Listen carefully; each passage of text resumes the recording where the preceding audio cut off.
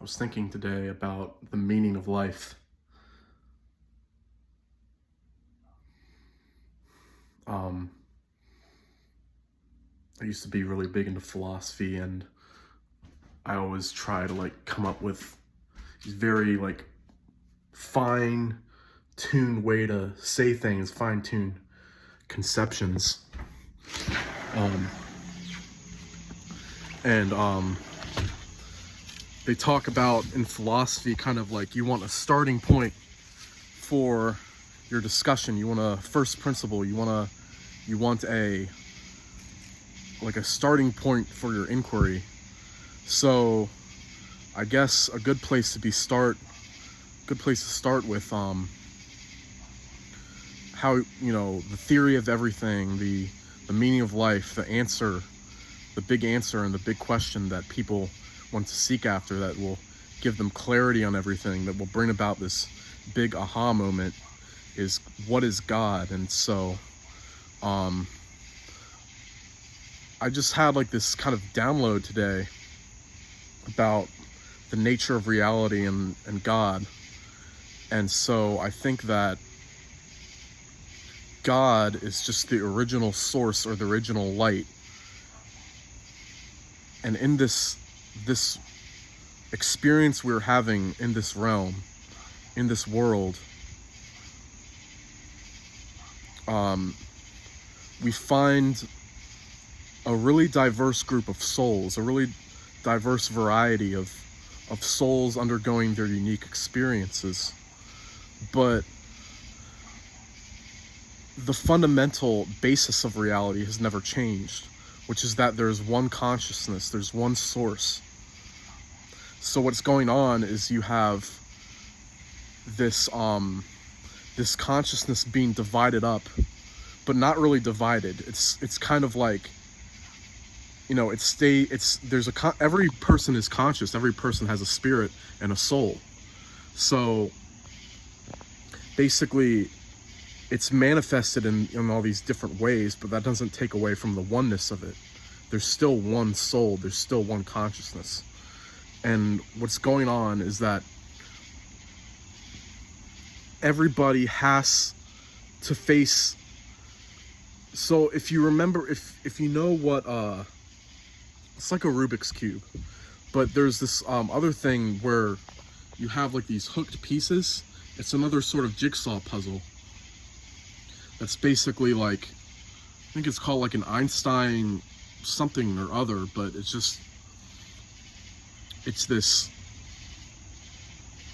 puzzle that has these jagged edges, and you have to move the jagged edges to they have a unique kind of pattern. But that's kind of what it is with the soul, is that you have all this information in the soul, and you have to sort out all the nooks and crannies for the spirit to arise in you, and that pure spirit, that pure energy that is located at the base of the spine, but it's located within the center of each being. And they call it Kundalini, but the word to describe it doesn't really matter. It's just the pure energy, the pure spirit. So you can have the energy blow out the blockages, or you can work on making your mind more coherent, so the energy has a channel to flow through. So what I've come to realize is that basically it's like there's a series of prisms.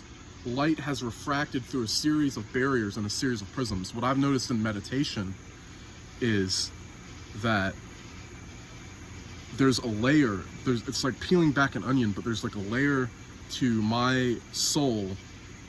And the more I meditate, the more I practice meditation, the more I can come to a deeper level of awareness that's inside of me. But that's the case within every human individual, and within everything that has some sort of expression of consciousness.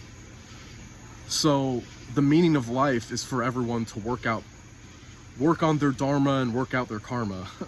It's just a matter of finding your unique purpose and going through the unique struggles and obstacles that you find that confront you in your experience, and solving them with a pure heart and a clear mind. And it's a matter of making because what I've also come to understand is that this is another angle to it, another aspect of it, if you will,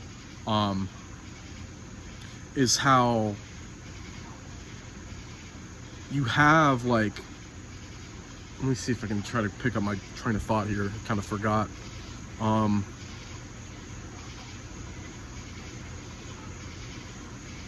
Yeah, so since there's only one soul, there's only one consciousness.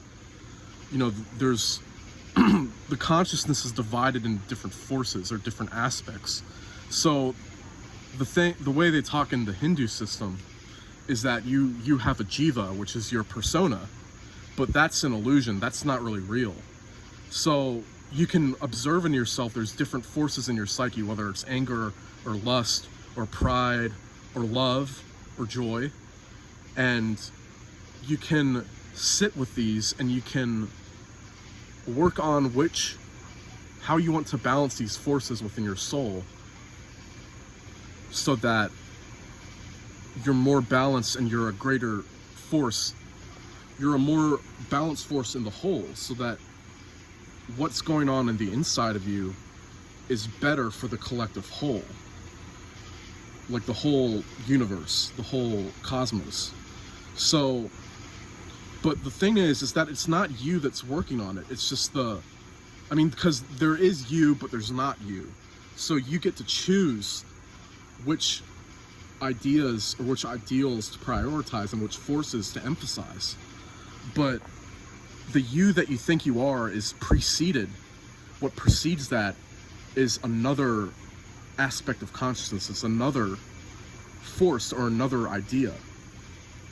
Like it's another layer in the soul. So what you think that you are the substance that is at the basis of everything, and that's the ego.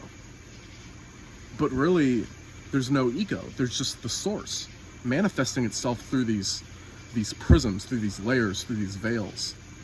So what I've come to realize is that about myself, and I think this is true of everyone, is that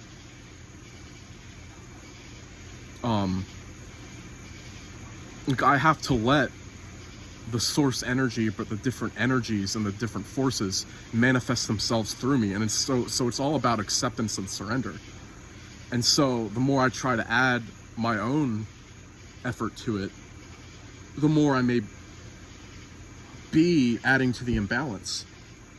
But that's not always the case. Sometimes you do need to make a concerted and concentrated effort upon one certain thing in order to improve it.